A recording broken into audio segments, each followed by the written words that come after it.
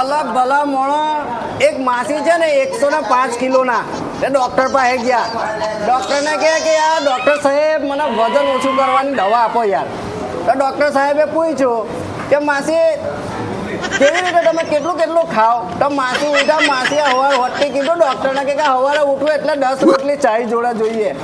પછી ડૉક્ટરે પૂછ્યું કે બપોરે કે 15-17 રોટલી તો કંઈ નહીં.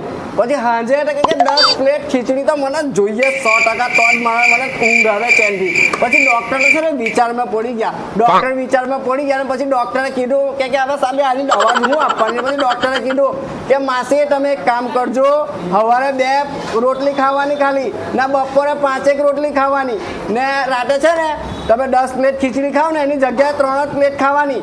તો માસી કે હા ડૉક્ટર સાહેબ કંઈ વાંધો નહીં. પછી માસી ઉઠીને જવા માંડ્યા. પછી ડૉક્ટરને પાછું વળીને આવ્યા ને પૂછ્યું કે ડૉક્ટર સાહેબ ખાધા પછી ખાવાની કે ખાધા પહેલા ખાવાની?